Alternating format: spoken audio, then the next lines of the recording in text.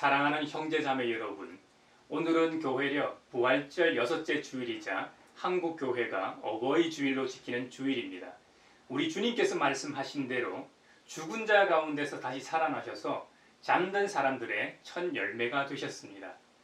부활하신 주님으로 말미암아 믿음의 선배들뿐만 아니라 이 자리에 모인 저와 여러분에게도 죽음에 대한 승리와 부활을 주신 하나님께 감사를 드립시다. 그리스도의 십자가의 순환과 부활을 통해 생명의 자리로 부르신 주님 앞에 이제 우리의 마음과 뜻을 다하여 영과 진리로 주님의 이름을 찬양하며 예배합시다. 아멘. 전능하신 아버지여 주의 능력 주시고 우리 맘에 임하셔서 떠나가지 마소서. 주께 영광 항상 돌려 천사처럼 섬기며 주의 사랑 영영토록 찬송하게 하소서. 아멘. 새 노래로 주님께 찬송하여라. 주님은 기적을 일으키시는 분이시다. 그 오른손과 그 거룩한 팔로 구원을 베푸셨다. 주님께서 베푸신 구원을 알려주시고 주님께서 의로우심을 문 나라가 보는 앞에서 드러내어 보이셨다. 이스라엘 가문에 베푸신 인자하심과 성실하심을 기억해 주셨기에 땅끝에 있는 모든 사람까지도 우리 하나님의 구원하심을 볼 수 있었다. 온 땅아 소리 높여 즐거이 주님을 찬양하여라. 함성을 터뜨리며 즐거운 노래로 찬양하여라. 수금을 뜯으며 주님을 찬양하여라. 수금과 아우르는 악기들을 타면서 찬양하여라. 왕이신 주님 앞에서 나팔과 풀나팔 소리로 환호하여라. 바다와 거기에 가득 찬 것들과 세계와 거기에 살고 있는 것들도 뇌성치듯 큰 소리로 환호하여라. 강들도 손뼉을 치고 산들도 함께 큰 소리로 환호성을 울려라. 주님께서 오신다. 그가 땅을 심판하러 오시니 주님 앞에 환호성을 올려라. 그가 정의로 세상을 심판하시며 무 백성을 공정하게 다스리실 것이다. 아멘. 거룩한 주 다 경배하여라. 선하신 주께 다 찬양하라.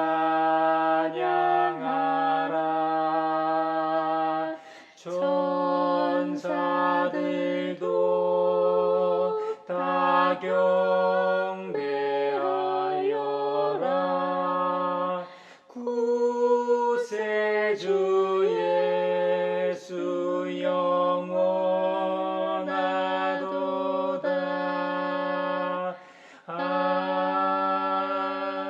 아멘. 주님 앞에서 한 식구된 형제자매 여러분, 지극히 높으시고 거룩하신 하나님 앞에 겸손히 엎드려 참마음으로 우리의 죄를 자복하고 회개함으로써 새로운 말씀을 받읍시다. 용서하신다는 말씀을 의지하여 우리 죄를 고백하오니 용서하시는 하나님이시며 은혜로우시며 긍휼히 여기시며 더디 노하시며 인자가 풍부하신 하나님, 우리 죄를 용서하시고 모든 불의에서 우리를 깨끗하게 해주시옵소서. 주여 주 예수여 저를 기억해 주소서. 주여 주 예수여 당신 나라 임하실 때. 주여 주 예수여 저를 기억해 주소서. 주여 주 예수여 당신 나라 임하실 때.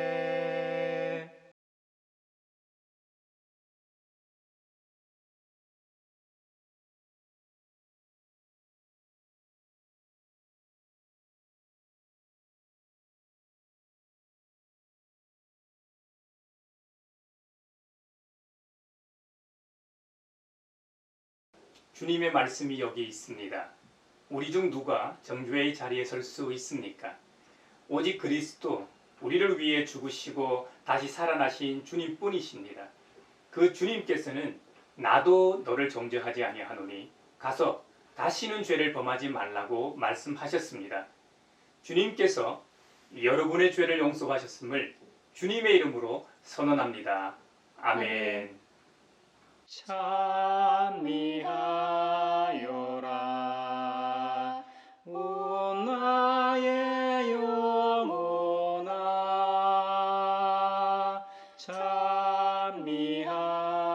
찬미하여라 거룩한 주 이름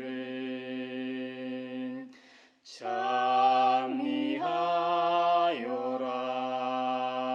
오 나의 영혼아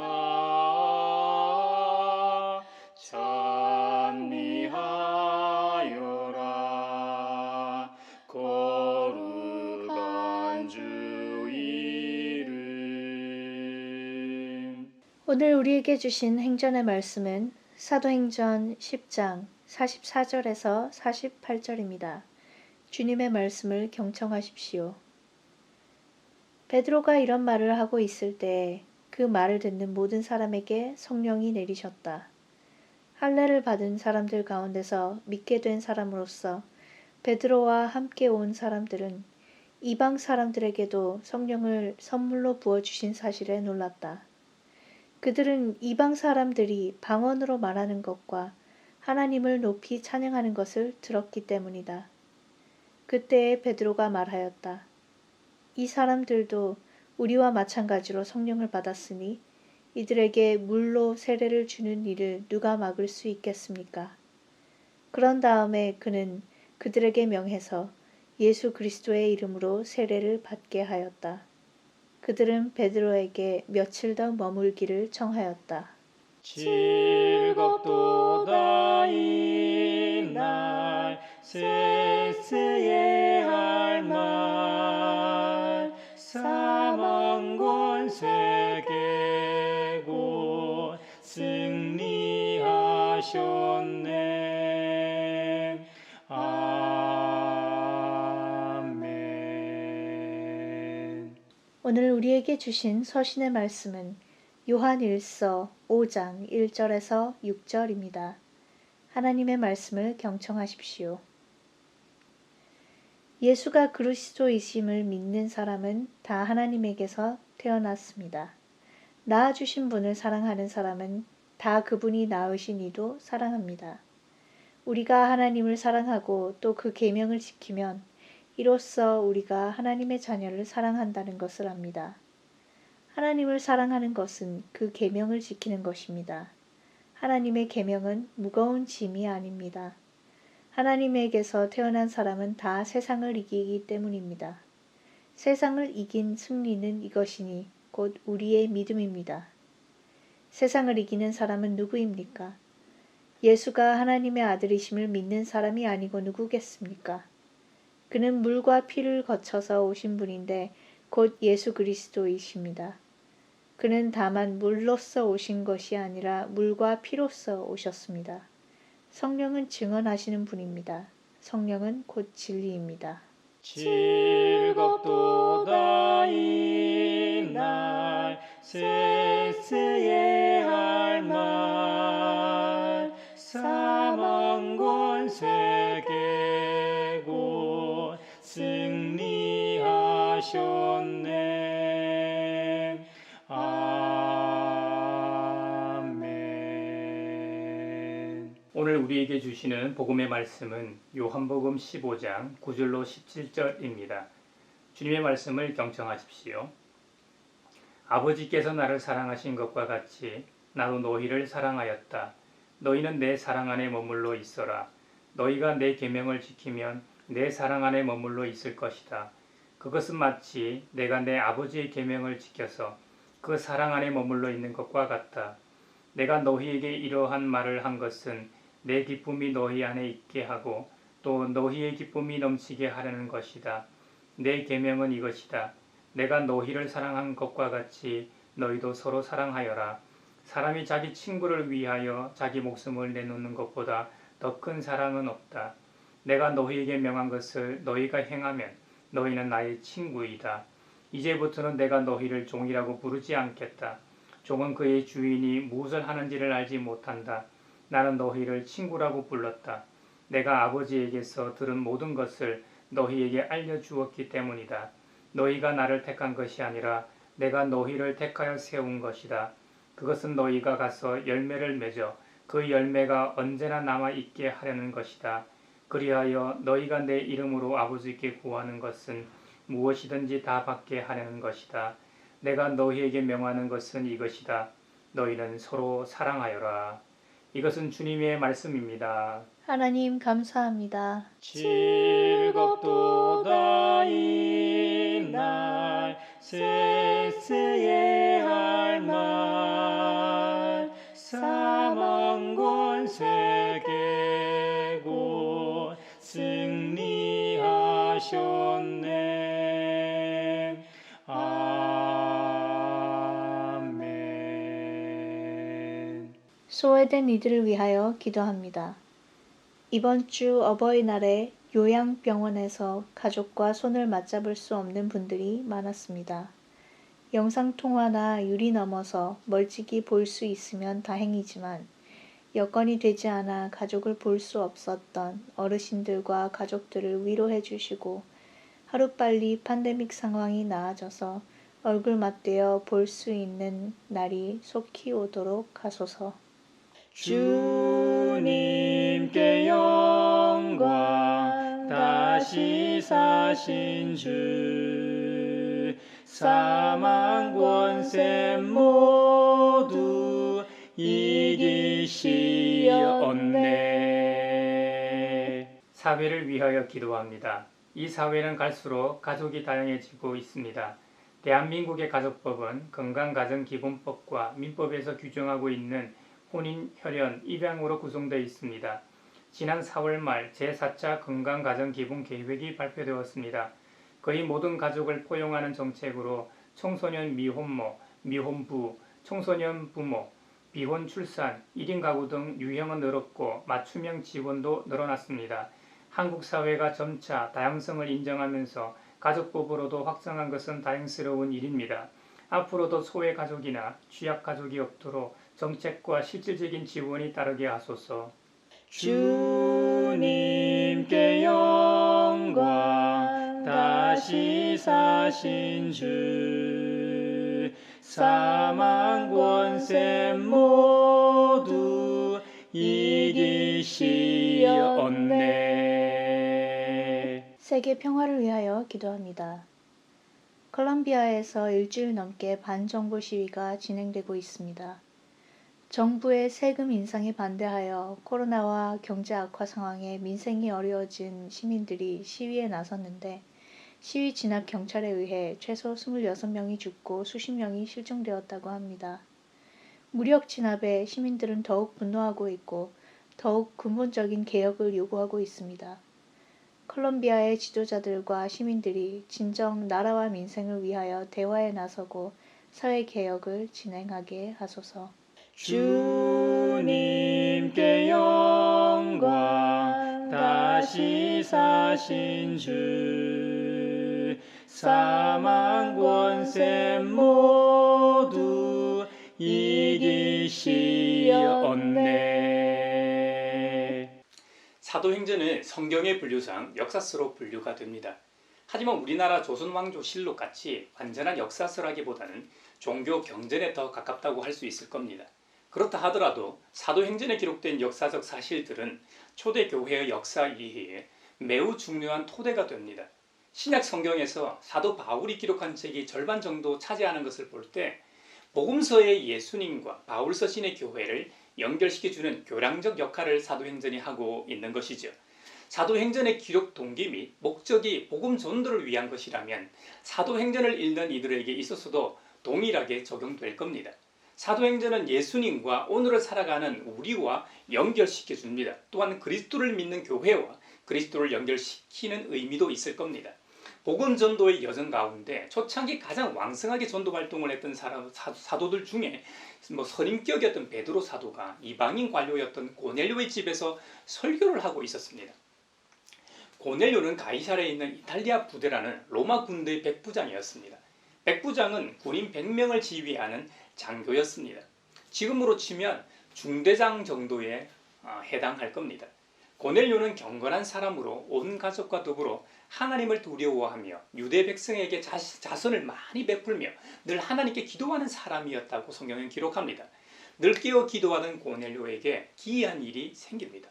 어느 날 환상을 보게 되는데요. 이 환상은 꿈이나 황홀경을 의미하지 않습니다. 고넬료가 본 환상을 표현한 원어는 호라마라고 하는 단어입니다. 모세가 시내산에서 떨기나무 가운데 임하신 하나님을 만나지 않습니까? 그때 그 광경을 사도행전 7장에서는 동일한 단어인 호라마로 표현합니다. 모세가 환상 가운데 본 것이 아니라 실제 자신의 눈앞에 펼쳐진 광경을 본 것을 표현하는 말이기 때문입니다. 고넬료에게 나타난 이 광경은 하나님께서 천사를 통해 주신 계시를 말합니다. 하나님의 천사가 나타나서 말합니다. 내 기도와 자선 행위가 하나님 앞에 상달되어서 하나님께서 기억하고 계신다고 전합니다.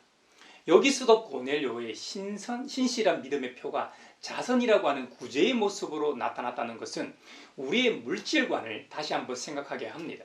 자신의 눈앞에 펼쳐진 이 광경을 고넬료가 보고 얼마나 놀라고 기뻤을까요? 우리도 기도할 때마다 믿음으로 기도하기는 하지만 간혹 정말 가끔은 이 기도가 진짜 땅에 떨어지지 않고 하나님께 상달될까 하는 의심 아닌 의심을 할 때가 있잖아요. 믿음으로 기도하던 고넬료도 그런 의심을 했을지도 모르겠습니다. 그러던 어느 날 천사가 나타나 고넬료 자신의 기도를 하나님께서 듣고 계실 뿐만 아니라 기억까지 하신다는 소식을 전하니 이거 정말 반갑고 놀라운 소식 아닙니까?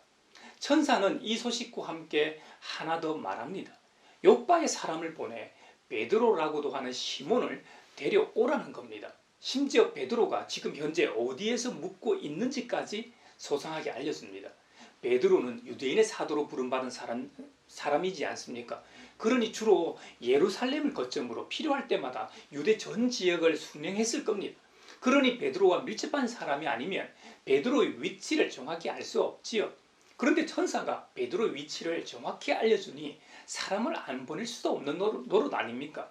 현재 베드로는 지중하 이 연안 요빠라는 마을에 묵고 있는데 그 집은 바닷가에 있다고 정확한 위치까지 알려줍니다. 천사가 떠나간 후에 고넬료는 하인 2사람과 자기 부하 가운데 경건한 병사 하나를 부릅니다. 그들에게 천사를 만난 사실과 그 천사가 자신에게 지시한 내용을 들려줍니다. 그리고 그들을 요빠로 보냅니다. 고넬료는 백부장으로서 자신의 임무 수행상 하나님을 믿는 척 한 것도 아니고 진짜로 하나님을 믿고 있었음을 그의 부하들을 보내는 모습에서 알 수 있습니다. 한편 고넬료가 보낸 사람들이 요빠에 이르렀을 때에 베드로는 기도하려고 지붕에 올라갔습니다. 유대교에서는 하루 3번 기도하는 전통이 있었습니다. 초대교회에서도 하루 3번 기도하는 시간이 있었던 모양입니다.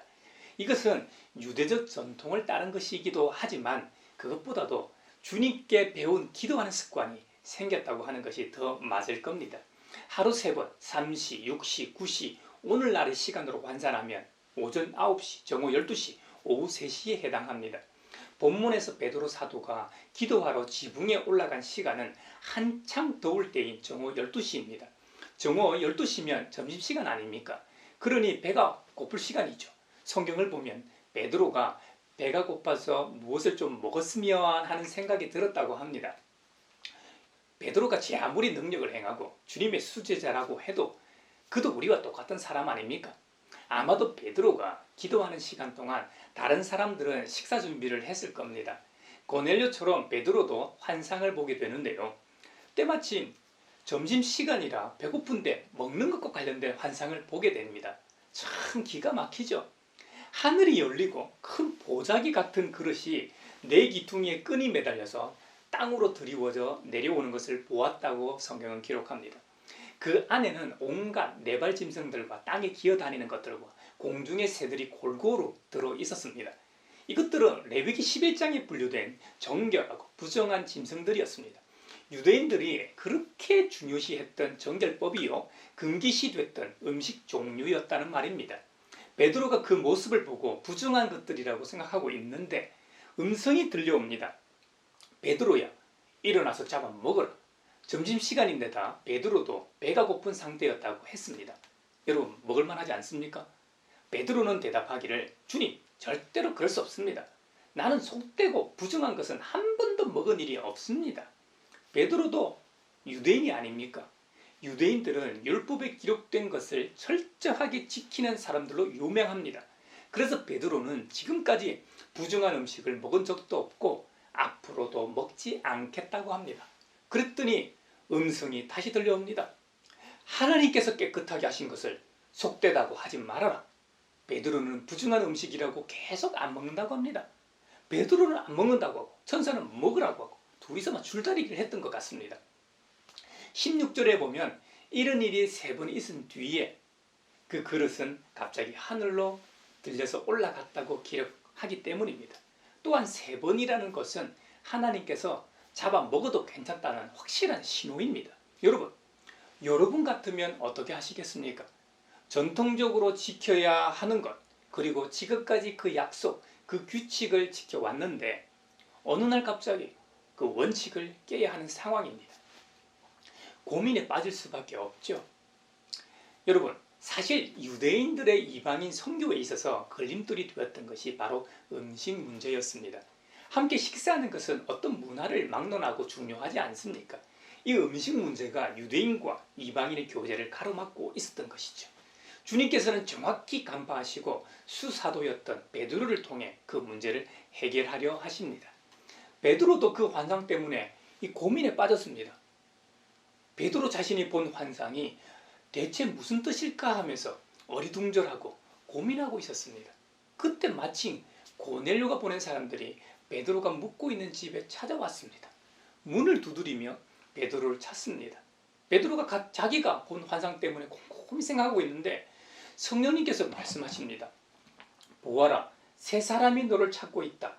일어나서 내려가거라. 그들은 내가 보낸 사람들이니 의심하지 말고 함께 가거라. 그래서 베드로는 그들에게 묻습니다. 보시오, 내가 당신들이 찾고 있는 사람이여. 무슨 일로 오셨어? 그들이 베드로에게 대답합니다. 고넬료라는 백부장이 보내서 왔습니다. 그는 의로운 사람이요 하나님을 두려워한 사람입니다. 그는 온 유대 백성에게 존경을 받고 있습니다. 그는 사람을 보내어 당신을 집으로 모셔다가 말씀을 들으라는 지시를 거룩한 천사에게서 받았습니다. 그들은 가이사라에서 요빠까지 먼 거리를 왔습니다. 가이사라는 요빠에서 북쪽으로 50km 조금 넘는 거리였습니다. 지금 같으면 도로도 잘 포장되어 있고 차로 한 1시간도 채 걸리지 않는 거리입니다. 하지만 그 당시에는 대부분 걸어 다녔고 도로망도 여의치 않는 2000년 전이었습니다. 아마도 걸어서 하루 정도 걸렸을 겁니다. 그래서 바로 갈 수 없었기에 베드로는 심부름꾼들을 불러들여서 함께 묵게 하였습니다. 이튿날 베드로는 일어나서 그들과 함께 떠나게 됩니다. 베드로는 요빠에 있는 신도 몇 사람과 함께 갔다고 성경은 기록합니다. 가이사라에 있는 고넬료의 집에 도착하니까 고넬료는 이미 자기 친척들과 가까운 친구들까지 불러놓고 기다리고 있었습니다.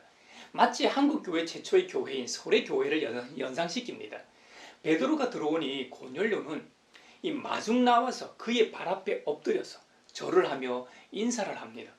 베드로는 깜짝 놀라며 본인도 같은 사람이라고 하면서 일어나라고 고넬료를 붙들고 일으켜 세웁니다. 베드로는 그 당시 상황을 언급하며 묻습니다. 유대 사람으로서 이방 사람과 사귀거나 가까이 하는 일이 불법이라는 것은 여러분도 아십니다. 그런데 하나님께서는 나에게 사람을 속되다거나 부정하다거나 하지 말라고 지시하셨습니다. 그래서 여러분이 나를 부르러 사람들을 보냈을 때에 반대하지 않고 왔습니다. 그런데 묻고 싶은 것이 있습니다. 무슨 일로 나를 오라고 하셨습니까? 이에 고넬료가 대답합니다. 잘 들어보십시오. 나흘 전 이맘때쯤에 내가 집에서 오후 3시에 드리는 기도를 하고 있었습니다. 그런데 갑자기 어떤 사람이 눈부신 옷을 입고 내 앞에 서서 말하기를, 고넬료야, 하나님께서 내 기도를 들으시고 내 자선 행위를 기억하고 계신다. 요빠로 사람을 보내어 베드로라고도 하는 시몬을 불러오너라. 너는 그는 바닷가에 있는 무두장이 시몬의 집에 묵고 있다 하였습니다. 그래서 나는 곧 당신에게 사람을 보냈던 것입니다. 그런데 이렇게 와주시니 고맙습니다. 지금 우리는 주님께서 당신에게 지시하신 모든 말씀을 들으려고 다같이 하나님 앞에 모여 있습니다. 이렇게 말을 하는 거죠. 이 말을 듣고 베드로는 하나님의 말씀을 전하기 시작합니다. 베드로의 설교 중 흥미로운 점은 복음의 확장, 즉 복음의 보편성입니다. 34절 이하입니다. 나는 참으로 하나님께서는 사람을 외모로 가리지 아니하시는 분이시고 하나님을 두려워하며 의를 행하는 사람은 그가 어느 민족에 속하여 있든지 다 받아주신다는 것을 깨달았습니다. 차별이 없다는 말이죠. 이 사회에서는 여야나 진영 논리를 떠나 잘 쓰는 말 아닙니까? 그런데 사람이 원칙이 가능합니까? 개인적으로 가능할지 모르겠습니다. 그것도 상황에 따라 달라지지만 말이죠. 하지만 이 원칙이라는 것은 창조주이신 하나님께만 적용되는 단어일 겁니다. 처음부터 복음은 유대인만을 위한 것이 아니었습니다. 처음부터 복음은 보편적인 것이었습니다. 인류 모두를 위한 것이었습니다. 심지어 자연세계까지 지구상에 존재하는 모든 생명체, 심지어 흙, 돌, 물, 공기까지, 그리고 온 우주까지 포함할 겁니다. 왜냐? 이 모든 것을 하나님께서 창조하셨기 때문입니다. 이 모든 것들 위에 복음이 필요한 것이죠. 하나님의 형상을 닮은 인간에게만 복된 소식인 복음이 필요한 게 아닙니다. 식물은 귀가 없습니다. 하지만 식물도 다 합니다. 축복과 저주의 소리를 느낍니다.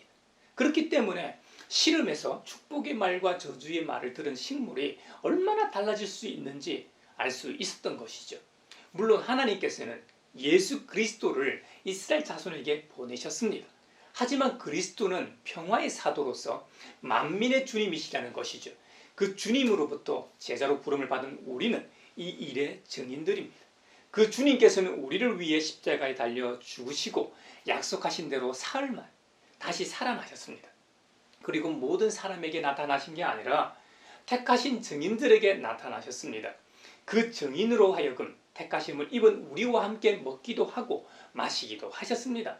그 주님께서 우리에게 명하시기를 하나님께서 자기를 살아있는 사람들과 죽은 사람들의 심판자로 정하신 것을 사람들에게 선포하고 증언하라고 하셨습니다. 이 사실은 구약에서 모든 예언자들이 증언한 바 있습니다. 그를 믿는 사람은 누구든지 그의 이름으로 죄사함을 받는다고 베드로가 설교하고 있는데 놀라운 일이 일어났습니다.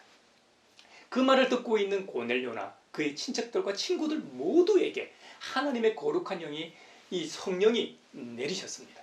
할례를 받은 사람들 가운데 믿게 된 사람으로서 베드로와 함께 온 사람들은 이방 사람들에게도 성령을 선물로 부어주신 사실에 놀랐다고 성경은 기록합니다. 심지어 이전에는 이방인들에게 세례도 주지 않았던 것 같습니다. 성령이 이방인에게도 임하는 것을 보고 베드로도 놀랐을 겁니다. 하지만 베드로는 고넬료에게 오기 전 욥바에서 환상을 통해 깨달음을 받았기 때문에 다음으로 뭘 해야 할지 알았습니다. 오순절 성령 강림 후 그들은 신비로운 체험뿐만 아니라 각 나라별로 방언을 했습니다. 실로 엄청난 경험이었죠. 바로 이와 같은 현상이 그날 있었던 것이죠. 베드로 앞에서 이방인들에게 성령이 임하자 그들이 방언으로 말하고 하나님을 높여 찬양도 합니다. 이에 누가 이들에게 물로 세례를 주는 일을 막을 수 있겠는가 하고 베드로가 말합니다. 고넬료의 회심은 장차 앞으로 펼쳐질 이방인 선교의 초석이 되는 중요한 사건이었습니다.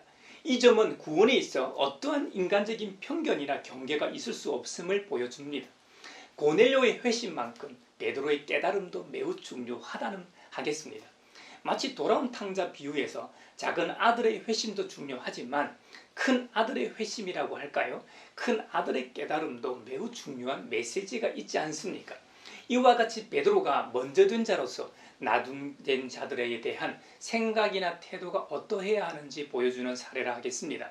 한국 교회가 코비드19로 인해 1년 넘게 고통받고 있습니다. 이럴 때일수록 아파하는 사회를 위해 무엇을 할 수 있는지, 하나님의 사랑을 어떤 방식으로 보여줄지, 그 사랑의 표현 방식도 매우 중요함을 생각해 봅니다. 오늘은 한국 교회의 대부분이 어버이 주일을 지킵니다. 코비드19로 인해 교회들마다 행사가 축소되었겠지만 그래도 나름 의미 있는 일들을 하고 있을 겁니다. 물론 우리에게 있어 가족의 개념은 믿지 않는 분들에 비하면 좀 더 넓고 좀 더 깊은 의미를 지닙니다. 영적으로는 하늘 아버지를 모시고 있습니다. 그 아버지는 우리 모두에게 아버지가 되십니다. 우리 육신의 할아버지, 할머니, 아버지, 어머니, 형제, 자매, 자녀들에게도 동일한 아버지가 되십니다. 어떻게 보면 족보가 이상해집니다. 세상은 진짜 이해할 수 없는 가족의 개념이죠. 다음으로는 새로운 가족 공동체가 생깁니다. 작게는 우리가 출석하는 교회 공동체의 가족이겠죠. 물론 교회 사이즈에 따라 신앙 공동체로서 가족이라는 느낌을 전혀 받지 못할 때도 있습니다. 심지어 가족끼리 예배드리러 왔다, 주차 문제로 예배 후에 막 싸우기도 합니다. 예배 좌석 때문에 불쾌하여 예배 시간 내내 집중하지 못하고 망치는 경우도 있습니다. 하지만 믿는 자들에게는 분명 교회 공동체는 가족이 맞습니다. 그런 의미에서 우리는 어버이 주일뿐만 아니라 5월 가족의 달을 맞이하여 그리스도 안에서의 가족 개념을 다시 한번 되새겨야 하겠습니다. 우리 주님은 이 가족의 개념을 좀 더 확장시켜 주셨습니다. 마태복음 12장 50절에 이르시기를 하늘에 계신 내 아버지의 뜻을 따라 사는 사람이 곧 내 형제요 자매요 어머니이다. 이건 우리가 출석하는 교회 공동체 정도가 아니라 진짜 주님의 말씀대로 사는 사람은 누구나 가족이라는 의미입니다. 요한일서 5장에서는 이렇게 기록되어 있습니다.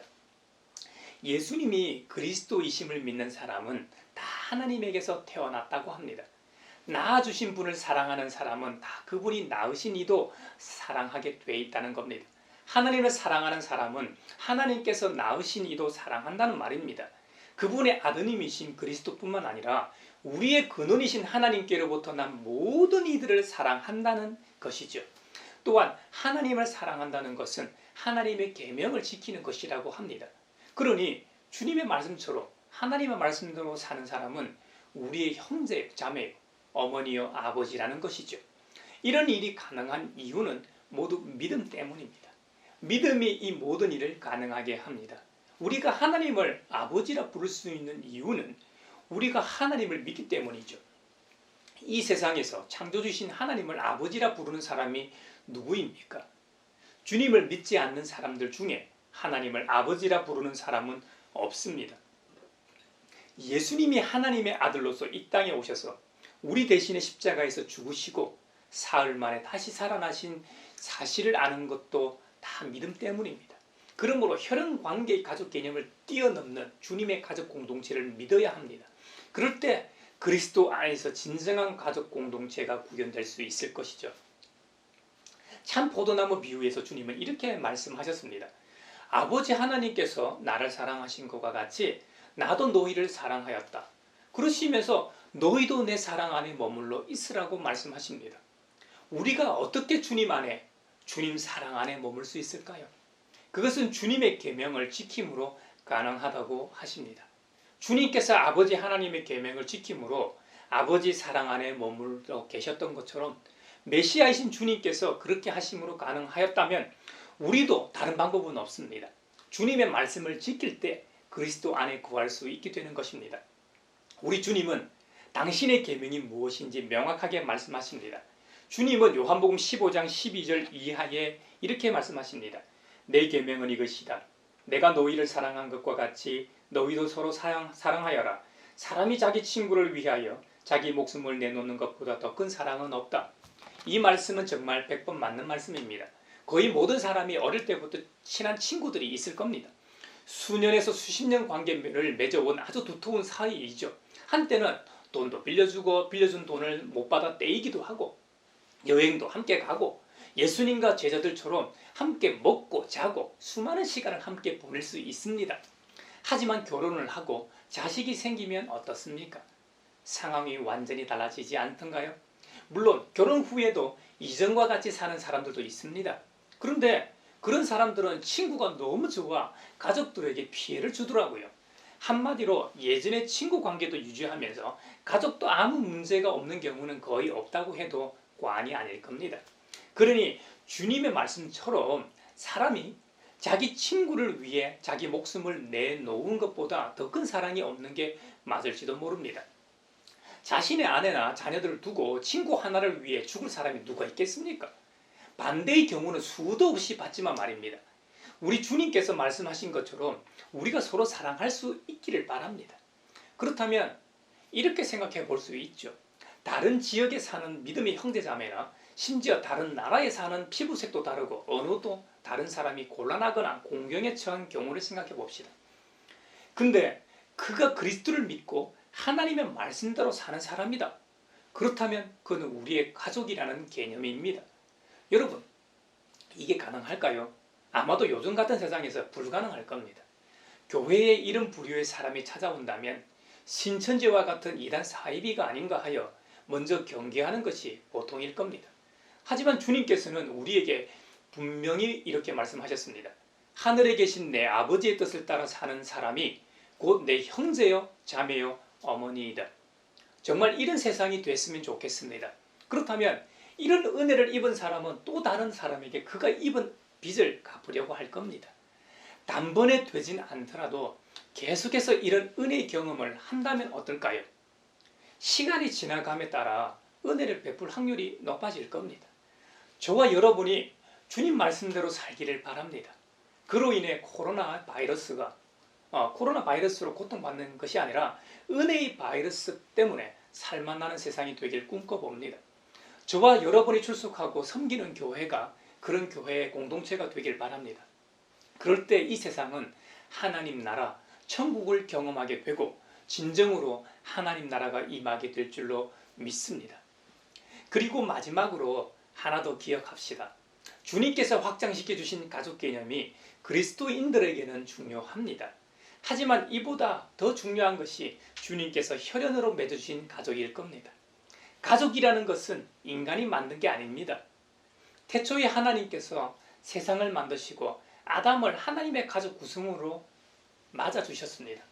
그 가족의 하와를 통해 부부 공동체를 통해 독립시켜 주셨고 그 부부를 통해 자녀를 주셔서 우리가 흔히 가족이라고 부르는 가족 공동체가 최초로 생겼습니다. 요즘 뉴스를 보면 마음 아픈 일들이 참 많습니다. 최근에는 친남매 사이인데도 불구하고 남동생이 누나를 무차별하게 살해하고 시신을 엄폐한 기사로 온 나라가 심란했습니다. 물론 사건은 이전에 발생했지만 가정의 달에 이슈화되어 더 마음이 아픈 것 같습니다.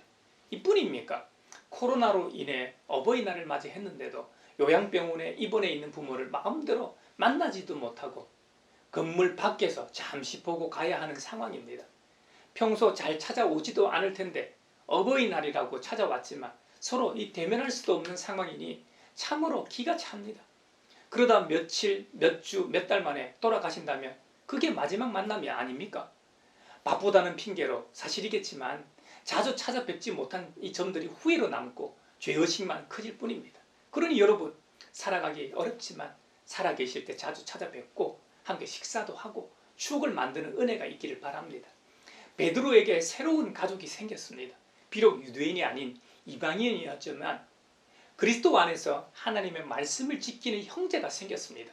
주님께서 함께 계실 때 하셨던 그 말씀 그대로 새로운 형제자매가 생겼습니다. 처음에 베드로는 음식 문제로 인해 부정하고 외면했습니다. 하지만 성령님의 은혜로 그 편견의 비늘을 벗어버렸습니다. 그 이후 진정한 가족이 생겼습니다. 이것이 교회가 존재하는 이유입니다. 우리가 복음을 전하는 진짜 이유입니다. 우리의 가족을 찾아 떠나는 여정이 전도입니다.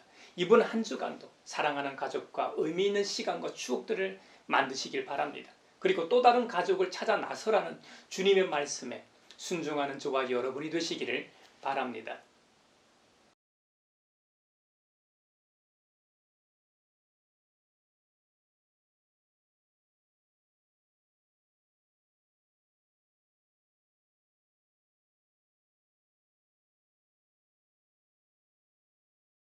나의 하나님 받으소서. 주께 드리는 이 예물을 소리 높여 감사로 주께 드리네. 아멘. 여기에 모인 우리는 우리의 믿음의 역사와 사랑의 수고와 우리 구주 예수 그리스도에 대한 소망의 인내를 여기 연보에 담아 올려드립니다. 주님께서 말씀하신 대로 인색함으로나 억지로 하지 않고 사랑하는 가족과 가정을 주신 은혜에 감사하여 각각 그 마음에 정한 대로 즐거운 마음으로 바치오니 향기로운 예물이 되게 하소서. 은혜의 주님, 우리의 정성을 어여삐 여기시어 주님께서 베푸신 은혜에 비하면 보잘것없지만 말씀하신 대로 미리 구별하여 드리오니 기쁘게 받으시옵소서. 우리의 가진 것이 비록 적어도 바치는 기쁨은 더 커지고 버는 것이 적어도 나누는 즐거움은 더욱 넘쳐 우리 믿음의 소문이 각처에 퍼지게 하소서. 우리 주 예수 그리스도의 이름으로 감사하며 기도하옵나이다. 아멘. 생명의 주 나를 위해 보배 피를 쏟을 때 바다 같은 주의 사랑 그의 자비 넘치네. 그 사랑 누가 잊으리 그 찬양 누가 멈추리. 그의 사랑 그의 자비 영원히 기억되리. 평화 인사를 나누겠습니다. 주님의 평화를 빕니다. 부활하신 주님의 평화가 여러분과 함께 하시길 기원합니다. 이제 축도하겠습니다. 하나님 나라의 백성으로 부르신 아버지 하나님께서 여러분에게 복의 복을 내려주셔서 언제 어디서나 여러분을 지키시기를 원하며 주님께서 그분의 인자한 얼굴을 여러분에게 비추사 필요에 따라 물질과 건강과 은혜 베푸시기를 원하며 주님께서 여러분에게 그리고 여러분의 가정과 하는 일과 자녀들에게 함께 하시길 원하며 주님의 몸된 하나의 거룩하고 보편적인 사도적인 모든 교회와 코로나 종식을 바라는 이 나라와 세계 그리고 이 땅의 모든 어버이들 위에 평강 주시기를 성부와 성자와 성령의 이름으로 축원하옵나이다. 아멘.